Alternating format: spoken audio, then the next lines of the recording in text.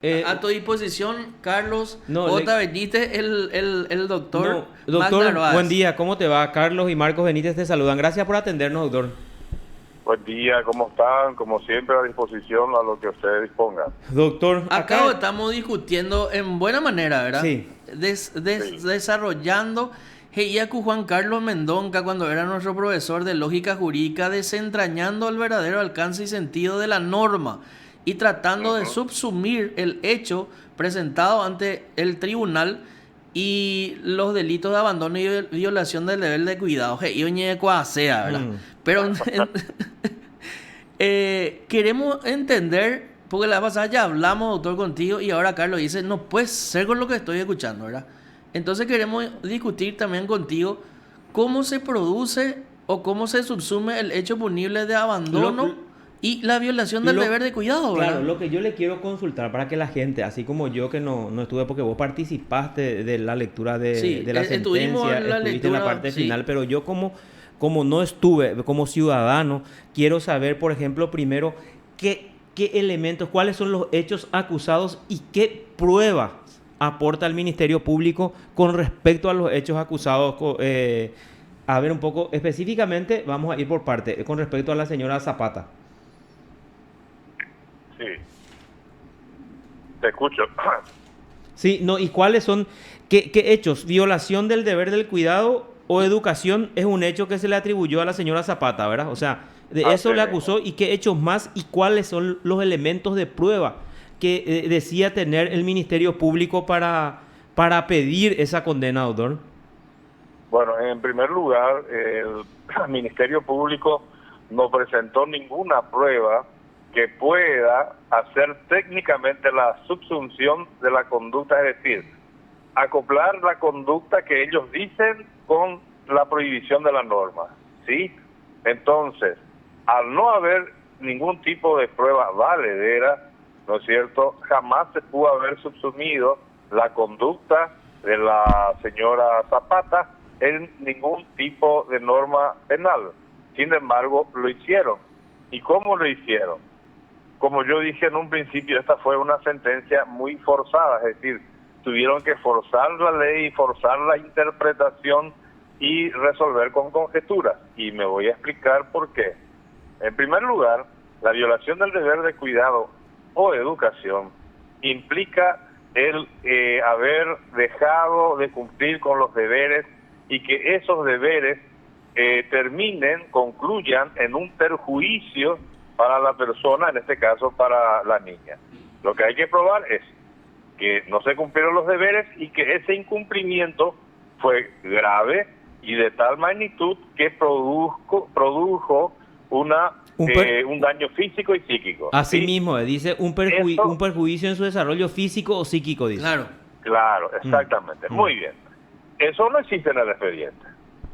Para que eso exista en el expediente tiene que haber un diagnóstico anterior de la niña de sus condiciones físicas y psíquicas, la conducta de la madre y después un diagnóstico posterior a la conducta de la madre donde científicamente se puede probar que sufrió daños físicos o psíquicos. Eso no existe en el expediente. Entonces, la pregunta es, ¿cómo es que ellos subsumen esa conducta, la conducta de la señora en el hecho de violación del deber de cuidado de educación? El tribunal fue claro, violación de educación no hubo, porque la niña iba a la escuela, tenía sus maestras particulares, tenía sus niñeras guías, así que educación, no hubo violación del derecho a la educación, correcto. Entonces, la violación del deber de cuidado, ¿cómo dice el tribunal que se da? Se sustenta la sentencia en un diagnóstico hecho en el año 2018-2019 a pedido de la señora Zapata. Es decir, la señora Zapata le lleva a la niña al Sanatorio La Costa, consulta con un neurólogo, el neurólogo le manda a hacer resonancia magnética, ecografía, tomografía, hace todo y el médico paraguayo llega a la conclusión que ya llegaron hace años los médicos suizos y dicen sí, tienen microcefalia, etcétera, etcétera, etcétera. Y correspondería seguir con un tratamiento para mejorar la motricidad, etcétera, etcétera, etcétera. Es todo lo que hay. Y con ese documento le acusan de violación del deber de cuidado. ¿Por qué? Porque dicen en la sentencia que la señora no llegó a realizar las recomendaciones del médico. Y la palabra es clara, recomendaciones, en primer lugar. En segundo lugar, en ningún momento el tribunal dice cómo es que llega a la conclusión que no se hizo. Claro. El tribunal tiene que decir, no se realizó esta actividad y está aprobado de esta manera. Este es el elemento de prueba. Claro, eso no existe. Además, ¿cómo ellos justifican? Porque dice, si no le llevó a esos tratamientos, es probable, lógico, dice, de que la niña haya sufrido deterioro. Pero no tienen ningún diagnóstico de la niña que haya sufrido deterioro. Es más, y yo lo dije en mi alegato final, en el momento en que yo estaba preparando mi alegato final, me sale una notificación en la pantalla de la computadora de una documental de la BBC de Londres, y decía microcefalia. Y la BBC de Londres hacía una documental sobre los niños con microcefalia que fueron producto de aquella época del ataque del mosquito llamado Zika. Y las mujeres embarazadas que eran picadas por estos mosquitos, sus niños les salían con microcefalia. Ninguno de los niños que están en esa documental pasan de estar sentados, no manejan la lengua, no manejan la vista, no manejan la columna vertebral. Ya tenían 5 años. La niña, hija de Zapata, no solamente manejaba todo esto, se daba a entender, podía manejar cabras, iba a la escuela, corría, saltaba, nadaba, es decir, tenía un desarrollo que ningún niño con microcefalia de esa edad, por lo menos en ese documental, podía tener. Eso era la prueba de que la niña fue bien desarrollada. Y ellos lo escucharon de la voz de la señora Zapata, como día a día, desde el momento de su nacimiento, ella fue haciendo la fisioterapia y aprendió a hacer fisioterapia, aprendió el signo de señas para empezar a comunicarse con su hija.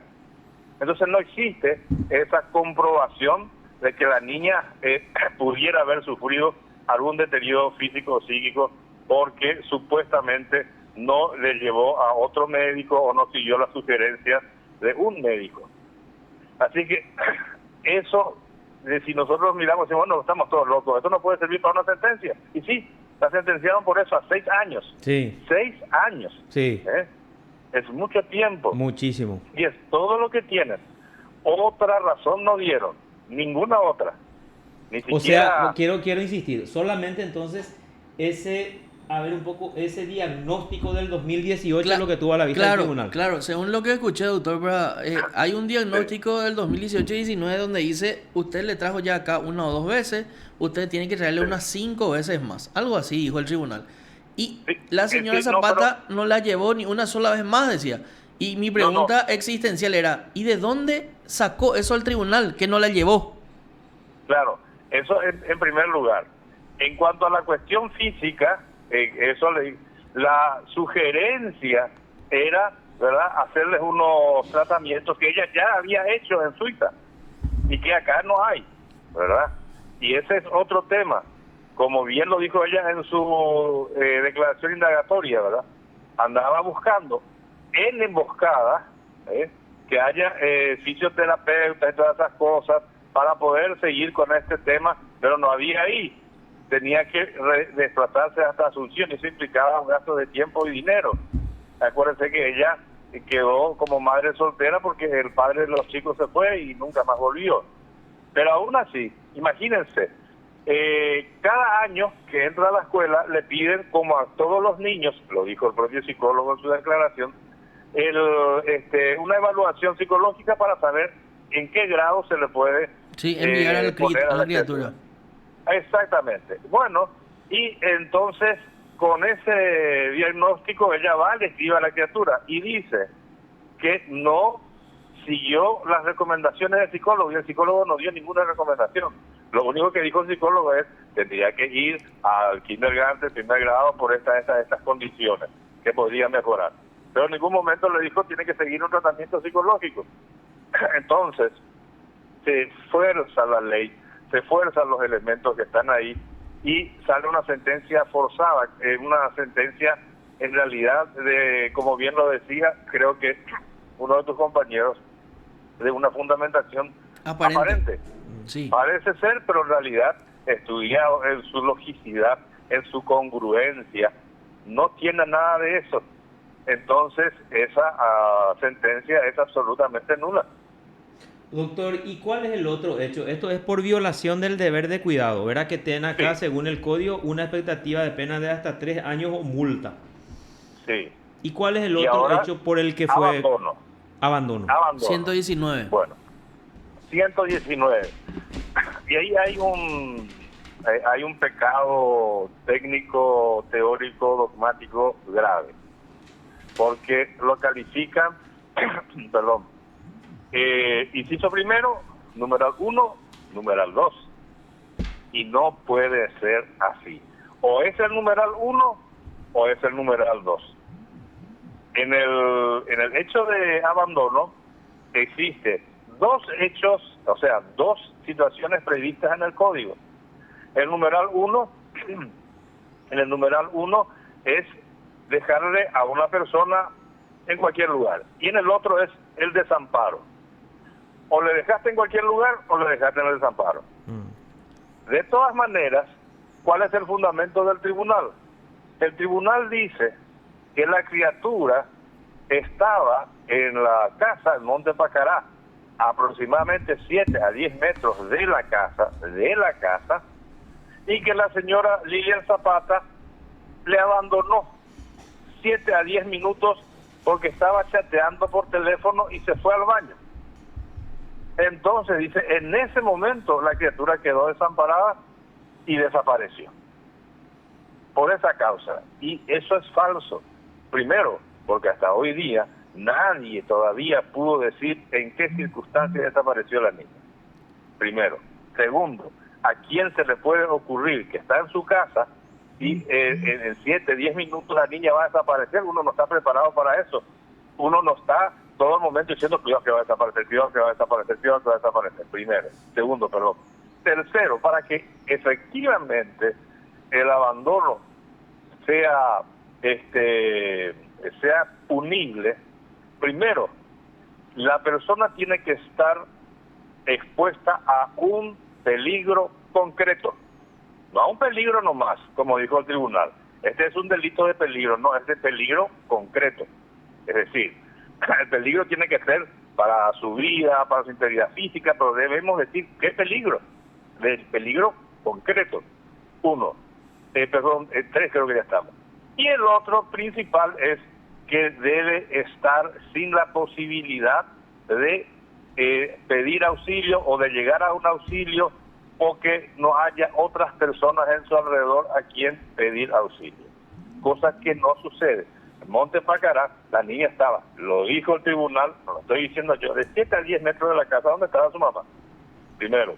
Segundo, estaban en la casa la madre, la hermana mayor, y estaban dos obreros. Uno de ellos, Víctor Vera, que dijo verla así a 30 metros, él siempre la tuvo a la vista. Entonces la niña podía caminar, podía correr, podía gritar, si alguna cosa sucedía. Es decir, es impensable que esa niña pudiera simplemente no hacer nada. Y aún así, Víctor Vera les tendría que estar viendo, porque él dijo que limpió ese lugar desde las 8 de la mañana hasta las 12 de la mañana. Entonces no había ese desamparo porque había otras personas en sus cercanías a las cuales la niña podía pedir auxilio, o que le estén viendo a la niña de tal suerte de que no había ese desamparo total, como dice el juez. Si nosotros seguimos esta línea de racionamiento, hay muchísimas personas, muchísimas madres, sobre todo madres solteras, la famosa mamá luchona, que va, trabaja de mañana, de tarde, deja a su hijo con la vecina o con la hermanita mayor, todos tienen que ir presos. Esa es la teoría del tribunal y la teoría de Maldonado, ¿verdad? Y eso no es así. Si ustedes se fijan un poco, tenemos que ir a otros ejemplos. Por ejemplo, va a haber la redundancia, Anoche yo estaba viendo la película de Erin Brockovich, aquella mujer que se hizo famosa con la demanda a una empresa que contaminaba las aguas en Estados Unidos. Ella, por ejemplo, sus hijos se quedaban a cargo de la señora de al lado, sus dos hijos mayores quedaban solos en la casa. Si eso fuera acá, la heroína de los Estados Unidos, porque es un hecho real, ¿verdad?, tendría que ser procesada acá en nuestro país por abandono. Es una locura. Sin embargo, soporta la señora en este momento la señora Zapata una sentencia aún no ejecutoriada de 6 años de penitenciaría. Bueno, esa es nuestra ¿y situación. cuál es el elemento de prueba en ese caso de abandono que presenta la Fiscalía para sostener su acusación, doctor? ¿Cuál es la prueba? Ellos se basan supuestamente en la declaración de la propia señora Zapata, que dice: sí, yo estaba aquí, la niña ahí, después yo entré porque quería irme al baño y esas cosas, y también estaba usando el teléfono. También utilizan como prueba las 2 cabras. ¿Y cómo es eso? Y bueno, dicen porque las cabras siempre tuvieron piola y ese día no tenían piola. Entonces, ese es el peligro en que estaba la criatura. Nos dijeron qué peligro, ¿verdad? Y también dijo el juez en su relato, podía irse la criatura detrás de las cabras. Podría. Eso no sirve para una sentencia. Es más, en la investigación hoy día se sabe bien de que la criatura jamás fue detrás de las cabras. Entonces, funda su resolución sobre suposiciones y sobre hechos que no están en este expediente. ¿Y por qué digo no están en este expediente? Porque eso forma parte de la investigación de la desaparición de la niña. Es otra cosa, que no forma parte del abandono ni violación del deber de cuidado. Pero como los fiscales nunca separaron las cosas y mantuvieron todo en un mismo expediente, ocurre esta confusión. Claro, justamente le decía a Carlos, está bien, digo que, o sea, tampoco está bien, ¿verdad?, que los ciudadanos que se van y se manifiestan mezclen las cosas, pero los fiscales que mezclen ya no está tan bien. Técnicamente sí que está muy mal, luego, ¿verdad? Ahora bien, dije yo, violación del deber de cuidado con supuestos. No construir, la no construcción del tipo penal, tanto por parte de la fiscalía como por parte de del quien juzgó el tema, ¿verdad? Porque decíamos, hay un verbo rector con un complemento y hay 3 predicados que tampoco se cumplen dentro de la construcción del tipo penal. Abandono. Abandono es estar chateando y que en 10, 15, 20 minutos desaparezca tu hija de la casa donde vos estás. Ponerle en una situación de peligro es dejarle con una cabra. Imagínate si le dejas con un león, entonces te van a condenar a 50 años más o menos, ¿verdad? Hasta es irrisorio, ¿verdad? Porque a mí me sorprendió bastante porque esperé que el tribunal sea un tribunal valiente también, doctor, ¿verdad? Esperaba más del tribunal. Y si le condenaban, esperaba que se construya correctamente el tipo penal. Y nos dice acá nuestro compañero Lucas, que también estuvo ese día conmigo en la lectura, dice, preguntarle al doctor sobre lo siguiente. La fiscalía dice que va a apelar la absolución porque supuestamente Reiner le vio a la niña alejarse de la casa y no hizo nada. Ese es el fundamento de la fiscalía, ¿verdad? Sí. Reiner Oberhuber, el padrastro, Sí, ¿verdad? en cuanto al abandono, ¿verdad? Claro, porque él estaba solamente acusado por el tema de abandono. Imagínense, el tribunal de sentencia vota en mayoría por la inocencia y hay un voto en disidencia que es de la doctora Müller y ella no está de acuerdo porque dice que Reiner Oberhuber estaba ahí y no tenía por qué salir o irse a otro lado dentro de la casa porque la niña estaba ahí. Pero como bien lo dijo el propio tribunal en mayoría, ¿verdad?, cuando se hizo la reconstrucción y lo avalaron los otros testigos como Víctor Vera, la criatura estaba en un punto, el señor Oberhuber cerca, pero también estaba la mamá, ¿no es cierto? Es decir, no es que además, aunque él se haya ido, quiere decir que si usted tiene una criatura en su casa, no puede salir ni para comprar tejido, ¿verdad? Aún estando la madre y otras personas. La jueza Müller hizo un discurso enérgico, probablemente refiriéndose a lo que yo había dicho en mi alegato. Yo había dicho en mi alegato de que acá tenemos fiscalas que son madres, y salen a las 5 de la mañana y vuelven a las 8 de la noche.